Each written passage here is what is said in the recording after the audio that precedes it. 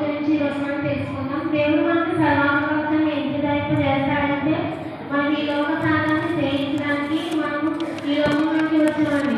దేవుడు మనల్ని ఎంతగానో పదవరాన్ని భూములను పంపించాడంటే మనం ఈ సాధనాన్ని జయించిన తర్వాత మన దేవుడు పదవరాన్ని సింహాసనం అనేది ఇస్తాం. మనకి ఈ లోక సాధనం మనం జయించకపోతే మనం పరలోకరాజ్యంలో ప్రవేశించమండి. ఈ లోకంలోనే మనం ఉండిపోయినట్లయితే దేవుడు మనకి సర్వాంగ కవచాన్ని ఇవ్వడండి. దేవుడు మనకి సర్వాంగ కవచాన్ని ఇవ్వాలంటే క్రైస్తవులుగా చెప్పుకుని తిరిగే ప్రతి ఒక్కరికి దేవుడు సర్వాంగ కవచాన్ని అయితే ఇవ్వడం. దేవుడి యొక్క ఆజ్ఞలను పాటించి ఆయన యొక్క భయభక్తి కలిగిన వారికైతే దేవుడు సర్వాంగ కవచాన్ని ధరింపజేస్తారు. మనం బైబిల్లో సర్వాంగ కవచం అనే మాట ఎక్కడ మనం చూసుకున్నాం. పత్రికా పాఠ్య భాగము ఎఫెసీ పత్రిక 6వ అధ్యాయం 11వ వచనం మేము చదివినట్లయితే మీరు అపవాది తంత్రాలను ఎదిరించడానికి శక్తిమంతులైనట్లు దేవుడిచ్చు సర్వాంగ కవచాన్ని ధరించుకోండి. ఇక చూసినట్లయితే మీరు అపవాది తంత్రాలను జయించినట్లయితే అపవాది అనగా సాతాను సంతానాలను జయించినట్లయితే ఈ లోకంలోకి ఎందుకు వచ్చామంటే మనం సాతాన్ని జయించడానికి వచ్చామండి. మనం ఈ లోకంలో సాతాను తంత్రాలను జయించినట్లయితే దేవుడు మనకి సర్వాంగ కవచాన్ని ఇస్తాడు. చూసినట్లయితే ప్రతి ఆధారం వచ్చేస్తాము. దేవుని యొక్క మాట వేసి వరకు మనం ఉండకూడదు. దేవుని యొక్క భయభక్తి కలిగి ఆయన ఆజ్ఞలను పాటిస్తే దేవుడు సర్వాంగ కవచాన్ని ధరింపజేస్తాడు. చెప్తున్నారు కదా, క్రైస్తవులు అని చెప్పుకుని తిరిగి ప్రతి ఒక్కరికి దేవుడైతే సర్వాంగ కవచం ఇవ్వడండి. ఆయన ఆజ్ఞలను పాటించి దేవుని యొక్క భయభక్తి కలిగిన వారికి దేవుడు సర్వాంగ కవచాన్ని ధరింపజేస్తాడు. మనం ఈ లోకంలోకి దేవుడు పంపబడ్డాడు కాబట్టి ఈ లోకంలోకి వచ్చాము.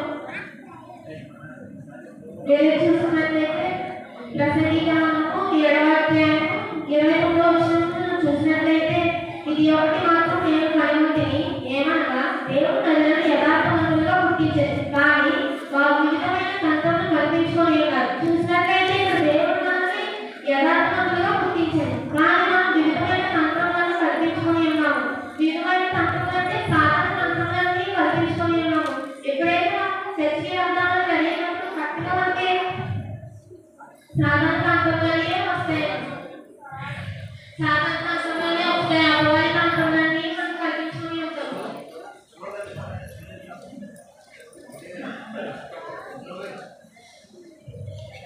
అపవాది తంత్రాలన్నీ కల్పించుకొని ఉంటాము. కాబట్టి దేవుడు మనకి ఈ లోక సాధనాన్ని చేయించడానికి మనల్ని పుట్టించాడండి. అలాగైతే ఈ లోక సాధనాన్ని చేయించినట్లయితే మనం దేవుని యొక్క ఆజ్ఞలో ప్రవేశించవాలుగా ఉంటాము. లేదంటే మనం విద్యార్థిలోకి వెళ్ళిపోతామండి.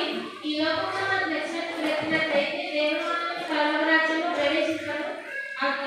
చెప్తున్నట్లయితే ప్రభువా అని నన్ను పిలిచి ప్రతి వారు పరలోక రాజ్యంలో ప్రవేశించు, కానీ పరలోకమందున నాకు కలిగించిన ప్రకారం చేయబడే ప్రవేశించని మనకి దేవుడు కలిగిస్తున్నారు కదండి. వివిధ తంత్రములు అంటే మనం ఇంకో చిన్న కలిపి పత్రికలు ఉంటాయి కదండి. విజ్ఞానాలన్న వ్యభిచారము, ద్వేషం, కలహము, మత్సరము, క్రోధము, కక్షలు, వేగములు, విత్తములు, అసూయలు, అమరితో కూడిన ఆటపాటలు మొదలైనవి ఇవన్నీ సాధారణ తంత్రములు అండి. మనం రోజు రోజుకి సాధారణ తంత్రంలోనే పడిపోయి ఉన్నాము. మనం చూసినట్లయితే బుధవారం ఎవరు చదివిస్తుంది యూత్ మీటింగ్ ఎవరు రావట్లేదు అని మనం సాధారణ తంత్రంలోనే పడిపోయి ఉన్నాము. అలాగే శుక్రవారం కూడా ఎవరు రావట్లేదు, అవి కూడా మనం సాధారణలోనే పడిపోతూ ఉన్నాము. ఈ చర్చ మొత్తం ఖాళీగా ఉంటుంది. చూసినట్లయితే మీరు అపవాది తంత్రాలను ఎదిరించడానికి శక్తిమంతులైనట్లు దేవుడి సర్వాంగ కవచాన్ని ధరించుకోండి. చెప్పినట్లయితే ఇక్కడ సాధారణ తంత్రాలను చేయించడానికి మనం ఈ లోకంలోకి వచ్చామండి. మనం ఇక్కడ నచ్చినట్టు వచ్చినట్లయితే మనం చెప్పాక దేవుడు మనకి పరలోక రాజ్యంలో ప్రవేశించబడాలి. మనం విద్యార్థులకు పడిపోయి ఉన్నాము. అలాగే ఇక్కడ దావీదు జ్ఞాపకం చేసుకున్నట్లయితే దావీదు గొలియాతును చంపడానికి సౌలు యుద్ధ కవచం ఇచ్చినప్పుడు దావీదు గారికి అది సరిపోలేక వేసుకోలేదండి. కానీ దావీదు గారు దేవుని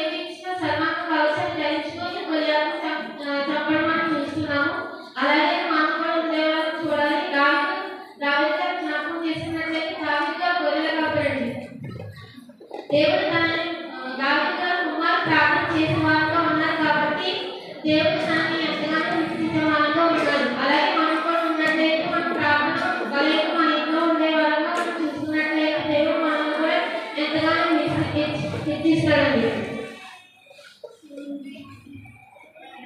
కీర్తనల గ్రంథము 115వ అధ్యాయం 11వ వచనం మనం చూసుకున్నట్లయితే పిన్నలనేమి పెద్దలనేమి తనకు భయభక్తులు గలవారిని యెహోవా ఆశీర్వదించును. చూసినట్లయితే దేవుడు పక్షపాతి కాదండి. పిల్లలనేమి పెద్దలనేమి దేవుని భయభక్తి గలవారిని యెహోవా ఆశీర్వదించును. చూసినట్లయితే దేవుడు మనకు తీర్పు దినాలు వచ్చినప్పుడు దేవుడు తల్లిదండ్రులైన మనందరినీ ఒక ప్రశ్న ఇస్తారండి. గర్భఫలము ఎంచి గర్భఫలం మీరు ఏం చేశారండి? అక్కడ మీరు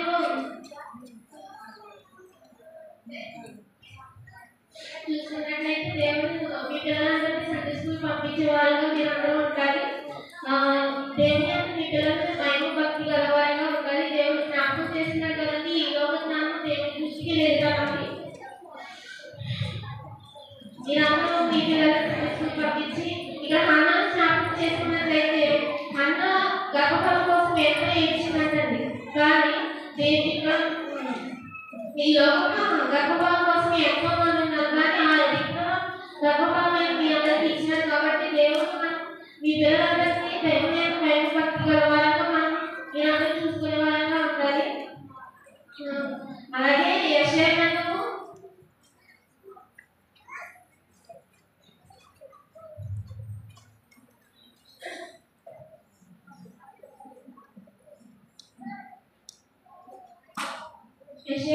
52వ అధ్యాయం లాస్ట్ వర్సెస్ చూసుకున్నట్లయితే మీ దోషము మీకు మీ దేవునికి అడ్డంగా వచ్చినట్టు.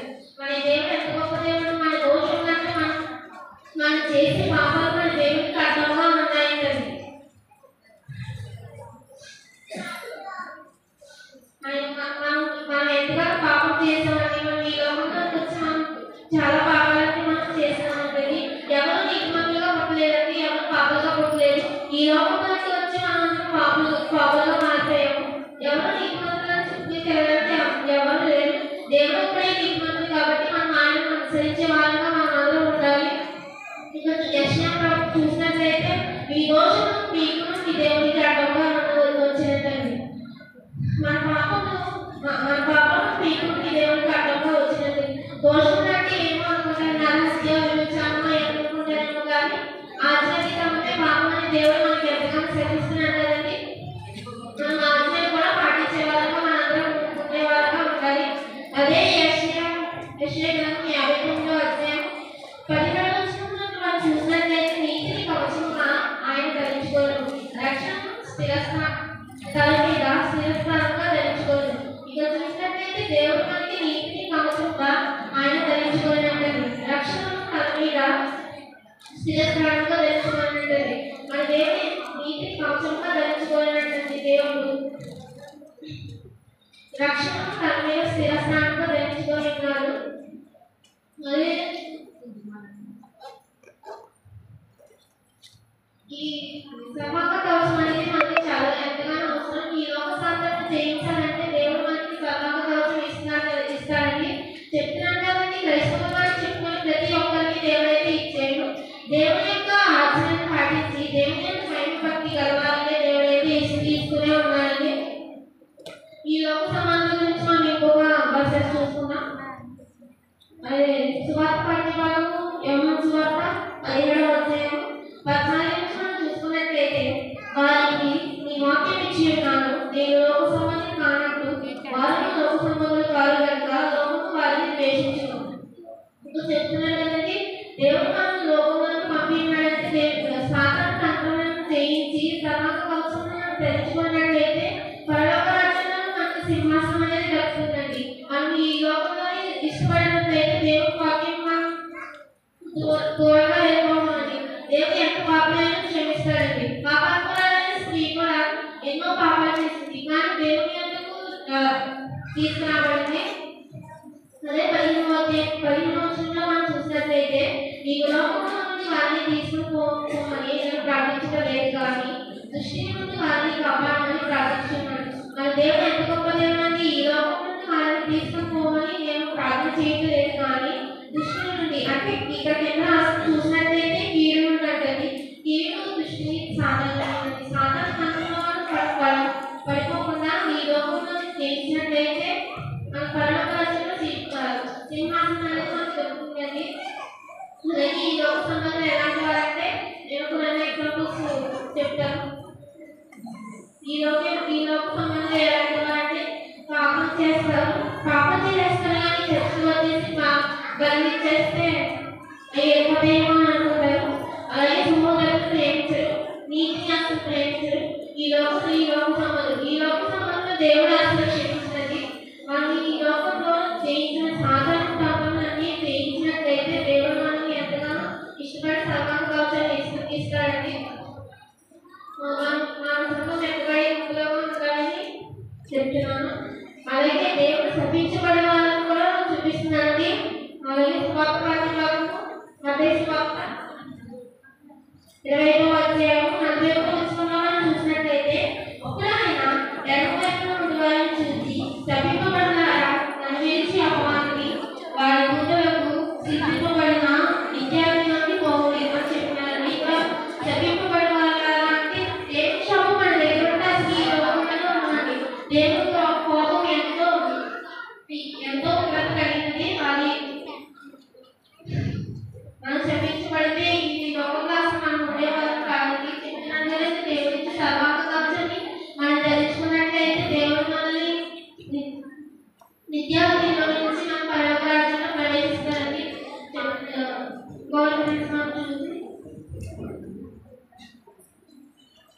సువార్త పత్రిక పత్రిక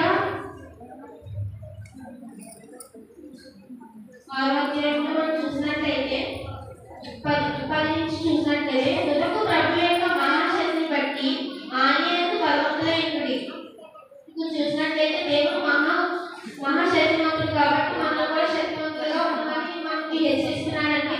అలాగే మనం అపవాది తంత్రులను కూడా స్నేహించినట్లయితే ఈ లోకంలో దేవుడు పరలోక రాజ్యంలో మనకి సింహాసనం అనేది ఇస్తాడండి. దేవుని ఆచరణ కూడా పాటించాలి. దేవుని యొక్క భయభక్తి గలవాళ్ళగా మనం ఉండాలి. అలాగే 11వ వచనంలో మనం చూసినట్లయితే మీరు అపవాది శత్రువులను ఎదిరించుటకు శక్తివంతులైనట్లు దేవుడిచ్చి సర్వాంగ కవచమును ధరించుకోండి. దేవుడి కవచం మీద కార్యక్రమాన్ని దేవుడిచ్చి సర్వాంగ కవచాన్ని ధరించుకోండి. ఆ సర్వాంగ కవచాన్ని ధరించుకున్నట్లయితే మనం ఈ లోక సాతాన్ని జయించినట్లయితే రక్తం అంటే ఏమి లేవండి. అందరితో కూడిన ఆటపాటలు ఇంకా ఉంటాయి కదా, అవన్నీ సాతాన్ని ధరించాలి. ఇంకా మనం చూసుకున్నట్లయితే ఏమైనా మనం పోరాడిన శరీరంతో కాదు, కానీ ప్రధానులతో అధికారులతో ప్రస్తుత అంధకార సంబంధులతో లోకనాథులతో ఆకాశ మండలం నుంచి దురాత్మ సమూహంతో పోరాడుతున్నాం. ఇక్కడ చూసినట్లయితే శరీరంతో అంటే కింద రాయబడింది కాబట్టి ఆత్మమాసంతో కాదండి. ప్రధానులతో అధికారులతో ప్రస్తుత అంధకార సంబంధుల లోకనాథులతో ఆకాశ మండలం నుంచి దురాత్మ సమూహంతో పోరాడుతున్నాం. ఇక్కడ చూసినట్లయితే ఇవన్నిటికీ పోరాడాలంటే మనకు సర్వాంగ కవచం అనేది చాలా అవసరం. దేవుడి సర్వాంగ కవచం మనం తెలుసుకున్నట్లయితే ఈ లోకనాథుని అందరినీ జయించాలిగా మనం ఉంటాము. ఇంకొక పత్రిక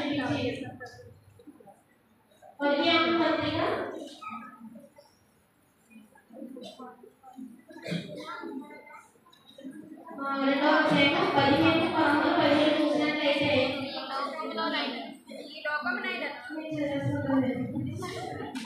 ఈ లోకమునకు లోకంలో ఉన్నవారైన వాటినైనా ప్రేమింపబడి ఎవరైనా లోకమును ప్రేమించిన ఎడల తండ్రి ప్రేమ వారిలో ఉండదు. చెప్తున్నట్టు ఈ లోకమును ప్రేమించిన ఎడల తండ్రి ప్రేమ వారిలో ఉండదంటారు.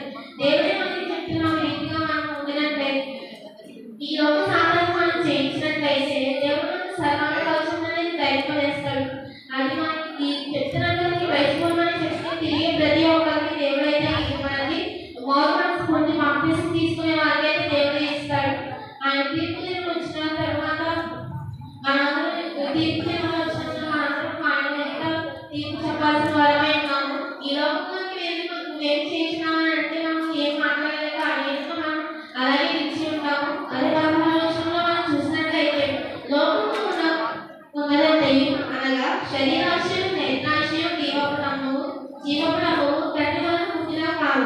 అవి లోక సంబంధమైనవే. చెప్తున్నాను కదా, దేవుడు శరీరాశి నేత్రాశి ఇవన్నీ లోక సంబంధించినవి. సాధారణ పుట్టిన బ్రహ్మని జీవపు నామం కూడా తండ్రి వల్ల పుట్టినవి కావు, అవి లోక సంబంధమైనవే. చూసినట్లయితే దేవుడు మనకు సర్వాంగ కవచం ఎక్కిస్తున్నాడు తెలుసుకోవాలంటే ఇవన్నీ మనం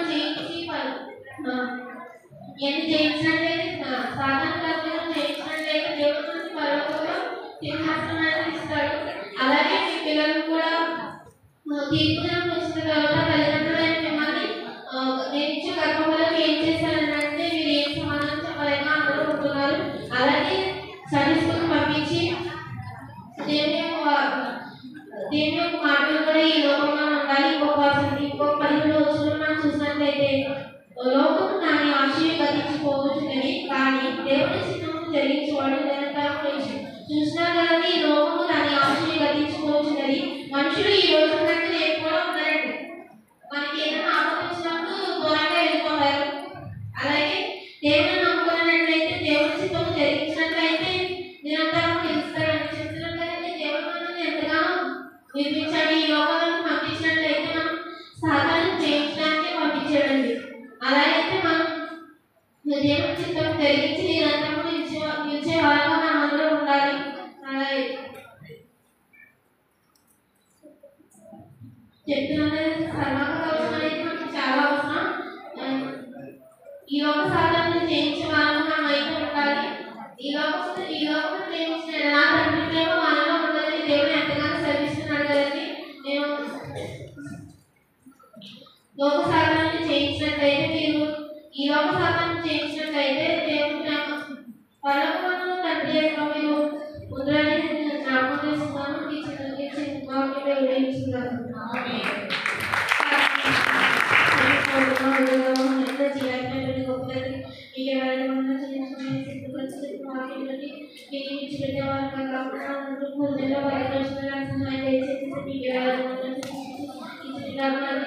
దయచేసి